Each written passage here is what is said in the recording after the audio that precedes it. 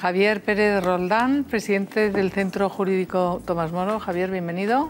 Muchas gracias. Estamos ante varios descubrimientos que aparecen, que tiene el juez encima de la mesa. Exacto. Y que hasta ahora, digo, descubrimientos periodísticamente hablando, porque judiciales los está analizando el juez.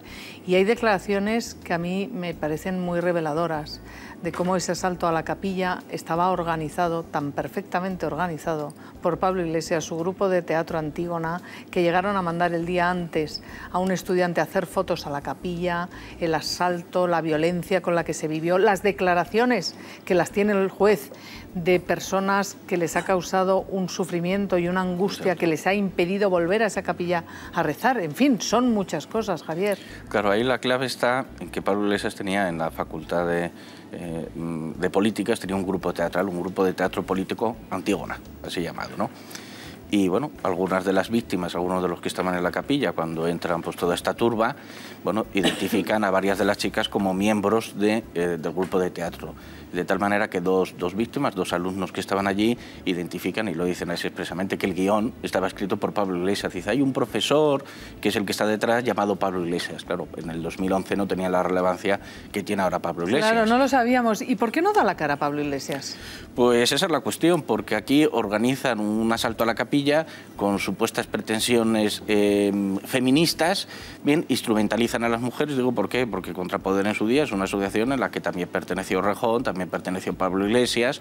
Bueno, instrumentalizan a la mujer, utilizan a la mujer allí para que se desnude, bien, mientras ellos permanecen al margen. Es sexista, pero donde los haya, vamos. Claro, con sentido única y exclusivamente puro de provocar. Es decir, para ellos el cuerpo femenino es un objeto de provocación, no tiene una dignidad en sí misma.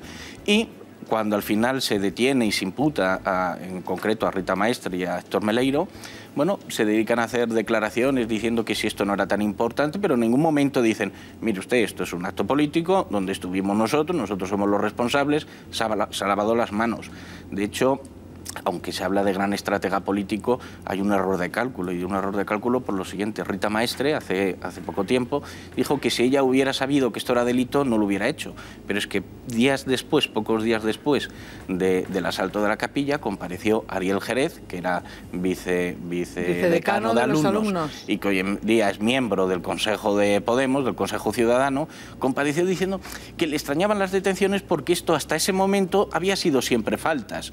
Es decir, ellos estaban bordeando la ley, lo que pasa es que quien bordea la ley, como dice el Evangelio, quien ama el peligro perece en él, pues estos bordeando la ley al final han acabado en el delito. Pero bordeando la ley que han acabado en el delito, y la Fiscalía, atención, pide 1 año de cárcel, porque son delitos muy graves, como siempre les contamos aquí, lo cierto es que lo que hay detrás de este tipo de actitudes es una intolerancia muy radical, es un anticlericalismo que parecía ya, no sé si olvidado o denostado, claro.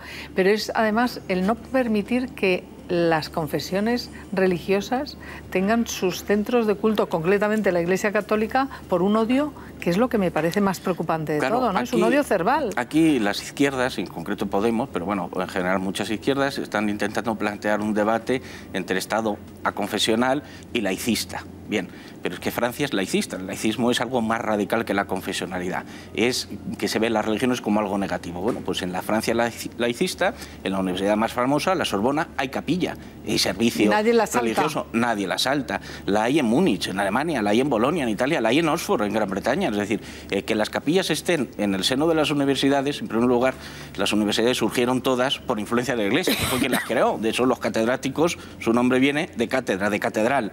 Bien, porque estaban vinculadas a la Iglesia. Capillas ha habido siempre, salvo momentos muy históricos, muy concretos, como lo pudiera ser la Segunda República.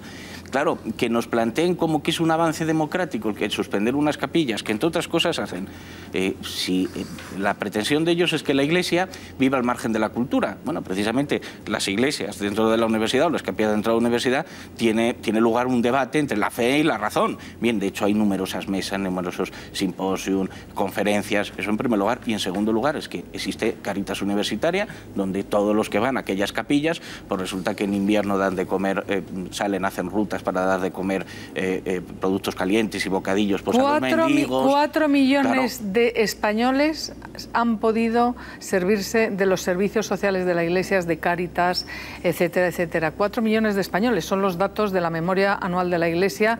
4 millones, que se dice pronto, de personas que han ido a los centros de Cáritas, comedores sociales, roperos, etcétera, etcétera. Y esto es lo que hay que destruir y atacar para Pablo Iglesias, para Rita Maestre. Además hay un hecho clave, muchas veces ellos han hecho alegaciones a posteriori de que si aquí lo que se debatía era utilizar ese espacio público en vez de para cuestiones religiosas como aulas para los alumnos. Bien, lo que no comentan es que sus asociaciones que realizan actividades que no son propiamente universitarias, bien, como Contrapoder, tienen locales. Es que Pablo Iglesias tiene un grupo de teatro que tiene locales, es decir, que es que la universidad, su nombre es Universidad de Universal, lo que intenta es dar una formación integral a las personas, por eso hay gimnasios, por eso hay asociaciones, hay grupos de teatro, y en ese aspecto lo que está claro es que atacar solo a la capilla diciendo que es que hacía falta mayor espacio público es muestra única y exclusivamente de anticlericalismo claro y desfasado. Bueno, y lo estamos viviendo no solamente en este asalto a la capilla, organizado y orquestado por quienes hoy son Podemos, sino, por ejemplo, el día 25 de julio, Día del Apóstol Santiago, patrono de Galicia, fiesta grande en Galicia y patrono de España, hemos visto cómo le ha hecho ese desplante en el Día Grande de Santiago, en la catedral. Fue el presidente de la Xunta, Alberto Núñez Feijóo, el que rindió esa ofrenda al apóstol. Esto unido a que en diversos sitios se ha prohibido. Por ejemplo, les voy a dar una noticia, Compromís prohíbe a los ediles de Meliana, que está en la Comunidad Valenciana, acudir a procesiones. Dice que los concejales del ayuntamiento de la localidad valenciana de Meliana, que tiene 10.600 habitantes, no podrán participar como tales en las procesiones religiosas que se celebren en el municipio a lo largo del año.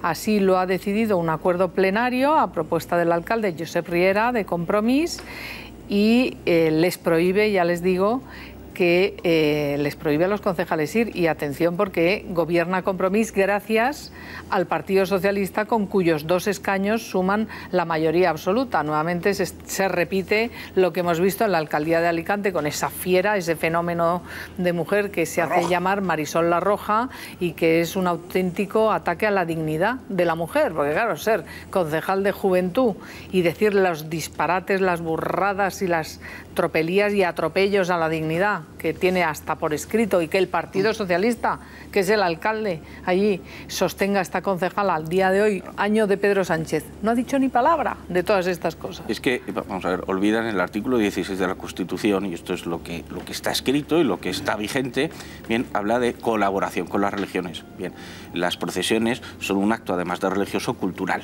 Primer elemento. Segundo elemento, el hecho de prohibir pues atenta a la libertad religiosa. Si un concejal quiere ir, que vaya.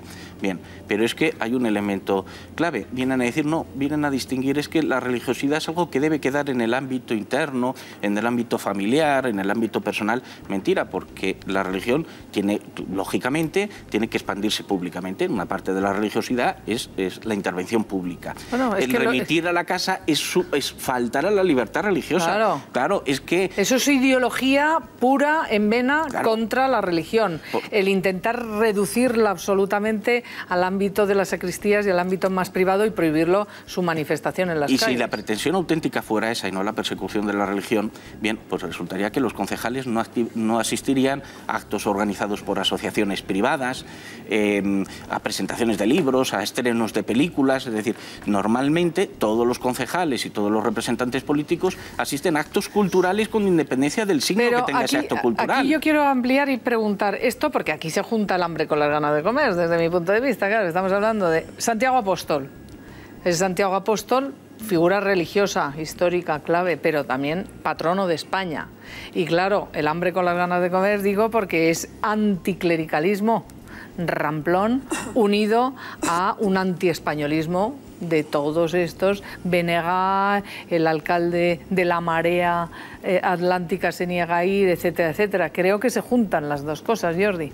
Sí, no, yo defiendo, para entrar en polémica, defiendo que un ayuntamiento pueda decidir que sus ediles no vayan como miembros de la corporación a un acto de ese tipo, pueden ir personalmente, no les está prohibiendo que vaya. Yo sí creo que convendría, yo creo que sería bueno, y yo estoy partidario de eso, de separar lo que es la religión y la actividad religiosa y las manifestaciones religiosas de lo que es el poder político. Creo que estaría bueno y que avanzaríamos en una normalidad y una neutralidad que creo que estaría presente. Yo creo que la Iglesia Católica tiene una presencia suficiente en España que no necesita ni el apoyo de las instituciones ni de los políticos que muchas veces van allí como parte de una ceremonia que, en fin, ¿no?